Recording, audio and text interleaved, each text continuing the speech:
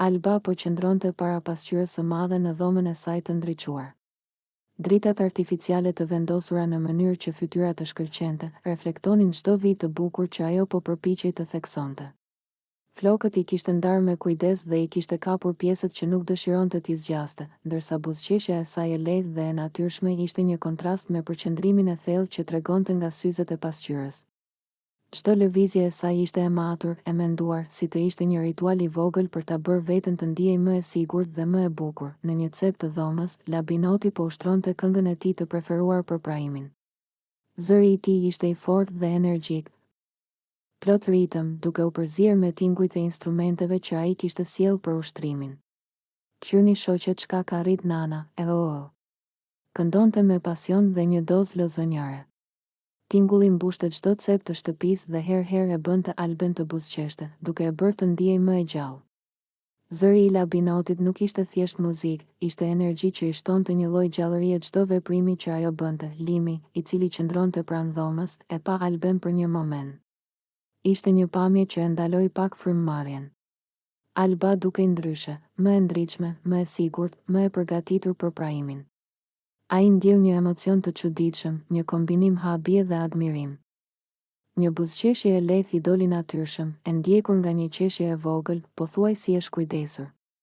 Sa e bukur ke ba, tha ai, duke mos e fshehur as pak habin e tij. Fjalët e tij ishin thjesht spontane, një reflektim i asaj që ndjente në atë çast. Alba ktheu kokën dhe e pa, pak e turpëruar, por edhe e kënaqur. Ajo u përpoq të mos tregonte se sa e kishte prekur fjalët e Limit. Vazhdonte të rregullohej, por tani çdo lëvizje e saj dukej më e sigurt, më e gjallë. Zëri i Labinotit vazhdonte të mbushte dhomën, dhe çdo notë që ai këndonte dukej si një sfond që i jepte ngjyrë momenteve të vogla të Albes. Çdo herë që ai këndonte, një ndjenjë buzëqeshjeje dhe lehtësie i përhapej brenda. Gjatë atyre minutave, secili hap i saj, çdo lëvizje e dorës, çdo rregullim i flokëve ose i veshjes u bë pjesë e një ritmi të brendshëm që përputhej me muzikën. Ndërkohë, Limi nuk mund ta heqte syt nga Alba. Ai shikonte çdo detaj, mënyrën se si buzëqeshte kur prekeshin flokët, mënyrën se si syzet e pasqyrës reflektonin dritën, çdo lëvizje e vogël e buzëve që ndryshonin kur buzëqeshte. Ishte një vëzhgim i kujdesshëm, i mbushur me një ndjesi të ngrohtë që nuk mund të shpjegohej thjesht me fjalë. Në një moment, Alba mori frymë thellë dhe u përpoq të marrë kontroll mbi emocionet që po ndjente. Labinoti, duke e ndjerë këtë ndryshim, filloi të këndonte më ngadalë, më melodikisht, duke e bërë atmosferën më të qetë.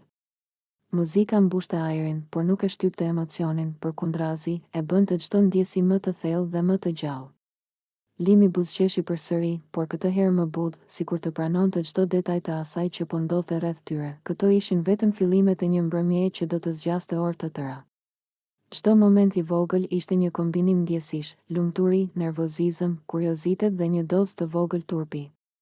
Atmosfera ishte e ngjeshur me pritje, por edhe me një qetësi që i lejonte secilit të ndjejë çdo detaj, çdo emocion dhe çdo shikim. Alba vazhdonte të rregullohej. Limi vazhdonte ta shikonte dhe Labinoti vazhdonte të këndonte, duke krijuar kështu një rreth të pandashëm ndjenjash dhe tingujsh.